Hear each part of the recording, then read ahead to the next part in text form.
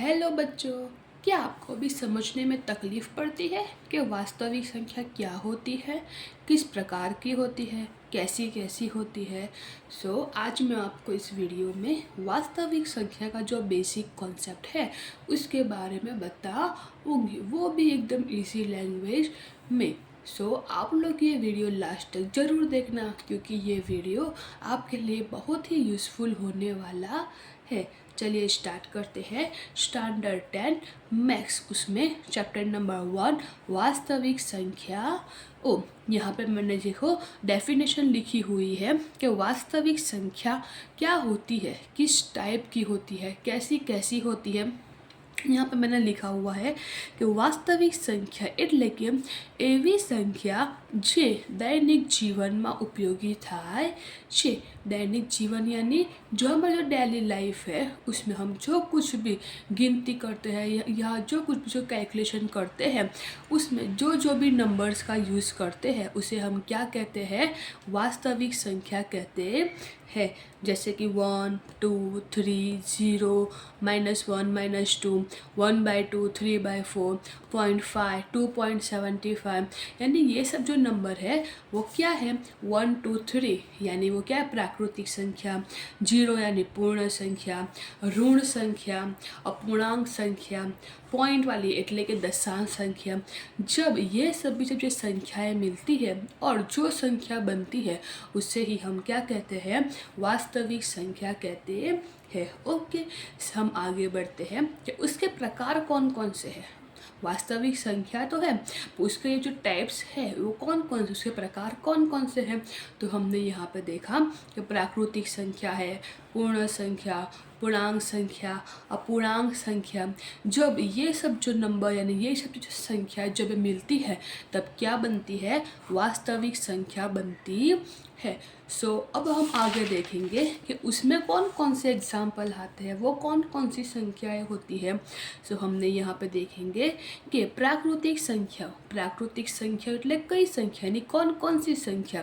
तो यहाँ पे क्या होगा, गणतरी वाली संख्या એટલે कि जिससे हम गिनती करते हैं। कैसी गिनती से 1, 2, 3 जो हम जो डेली लाइफ में जो मैथमेटिक्स का यूज़ करते हैं यानी काउंटिंग करते हैं, गिनती करते हैं, उसे हम क्या कहेंगे, प्राकृतिक संख्या कहेंगे। Example 1, 2, 3, 4 up to 100, 1000, infinity, up to infinity. Okay, 1000, 1,00,000, हम जो भी जो कैलकुलेशन करते हैं, जो भी हम गिनती करते हैं उसमें, तो उसको हम क्या कहेंगे, प्राकृतिक संख्या कहेंगे। ओके, अब आगे देखते हैं पूर्ण संख्या यानी उसमें किसका समावेश होगा, उसमें क्या होगा, शून्य यानी 0 का भी समावेश होगा। यानी क्या होगा, जान उसमें क्या होगा, 0 यानी जिसमें जो 0 आएगा और फिर 1, 2, 3, 4 अप टू इन्फिनिटी जो 0 इंक्लूड होगा तो उसे हम क्या कहेंगे, पूर्ण संख्या कहेंगे। ओके, आगे हम देखते हैं पूर्णांक संख्या यानी जिसमें किसका समावेश होगा, ऋण संख्या यानी जो नेगेटिव नंबर है उसका जब समावेश होगा तो उसे हम क्या कहेंगे, पूर्णांक संख्या कहेंगे। यानी ऋण संख्या का भी समावेश होगा, 0 का भी समावेश होगा और प्राकृतिक संख्या का भी समावेश होगा।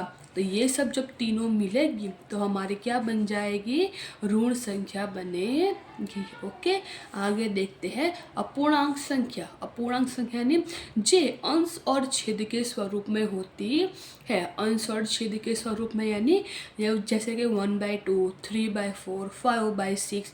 ओके, ये जो अंश और छेद के फॉर्म में होती है, स्वरूप में होती है अंश और छेद के, तो उसी हम संख्या को क्या कहते हैं, अपूर्णांक संख्या कहते हैं। ओके, तो यहाँ पे मैंने एक शॉर्ट में लिखा हुआ है कि जब प्राकृतिक संख्या यानी नेचुरल नंबर, पूर्ण संख्या यानी होल नंबर, पूर्णांक संख्या यानी इंटीग्रेट्स और अपूर्णांक संख्या यानी रेशनल नंबर जब मिलता है तब क्या बनती है, रियल नंबर बनता है। ओके, आई होप कि आपको ये वीडियो अच्छी लगी होगी और ये वीडियो आपके लिए बहुत ही यूज़फुल होगी।